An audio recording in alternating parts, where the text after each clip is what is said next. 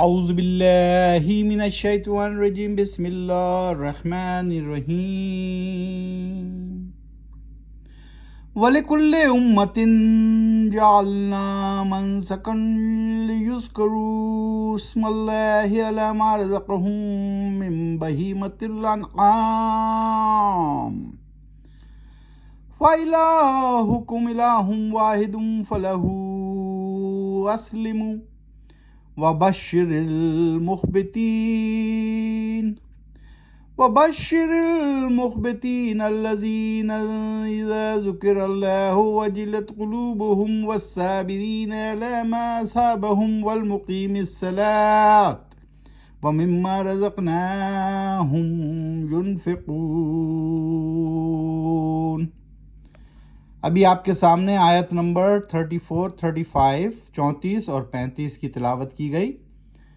سورت ہے 22ویں سورہ الحج، پارہ ہے 17واں، پارہ نمبر 17 کا نام ہے اقترب للناس۔ آج ہم کریں گے آیت نمبر 34 سے 37 تک کی تلاوت، 34 سے 37 تک کی تلاوت۔ آئیے 34 اور 35 کے معنی پڑھتے ہیں۔ ہر امت کے لیے مقرر کیا ہے ایک قاعدہ قربانی کا، تاکہ کریں وہ ذکر یعنی یاد رکھیں نام اللہ کا ان پر جو دیے اس نے اس کو چوپائے مویشیوں میں سے۔ یعنی اللہ سبحانہ وتعالیٰ بتا رہے ہیں کہ کیونکہ اللہ سبحانہ وتعالیٰ نے یہ سب کچھ جو چوپائے ہیں، مویشی ہیں، انسان کی خدمت کے لیے لگائے ہیں، پیدا کیے ہیں، تو ان پر اللہ کا نام لے کر قربانی کریں، اس لیے کہ تمہارا الہ یعنی معبود الہ واحد ہے، یعنی یکتا ہے، اکیلا ہے۔ تو اسی کے آگے جھکو اور اے نبی صلی اللہ علیہ وآلہ وسلم خوشخبری دے دو جو کرتے ہیں اختیار عاجزی کو۔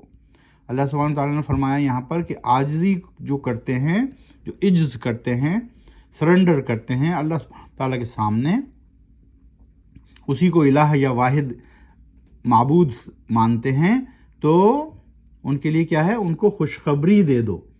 خوشخبری یقیناً بہت ساری آیتوں میں اللہ سبحانہ تعالیٰ نے یہ خوشخبری دی ہے جو کہ جنت کی خوشخبری ہے۔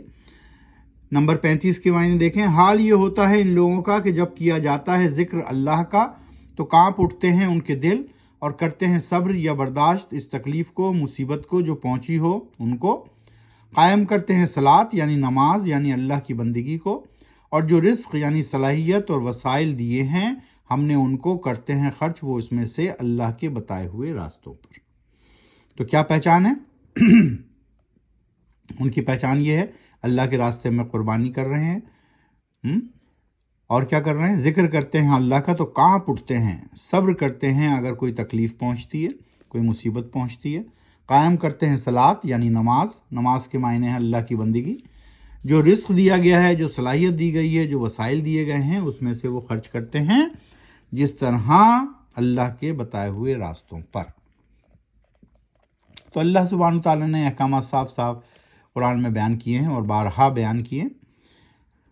وَالْبُدْنَ جَعَلْنَاهَا لَكُم مِّن شَعَائِرِ اللَّهِ لَكُمْ فِيهَا خَيْرٌ فَاذْكُرُوا اسْمَ اللَّهِ عَلَيْهَا صَوَّافَ فَإِذَا وَجَبَتْ جُنُوبُهَا فَكُلُوا مِنْهَا وَأَطْعِمُوا الْقَانِعَ وَالْمُعْتَرَّ كَذَلِكَ سَخَّرْنَاهَا لَكُمْ لَعَلَّكُمْ تَشْكُرُونَ۔ اور اونٹ قربانی کے بنایا ہے، اونٹ کی بھی قربانی دے سکتے ہیں۔ ہم نے ان کو تمہارے لیے شاعر اللہ، عظمت کی نشانی، تمہارے لیے ان میں خیر ہے، فائدہ ہے بہت، تو نام اللہ کا ان پر کھڑا کر کے صف میں، پھر جب گر جائیں وہ پہلو کے بل زمین پر تو کھاؤ خود بھی اس میں سے اور کھلاؤ قناعت کرنے والے محتاجوں کو بھی اور سوال کرنے والوں کو بھی۔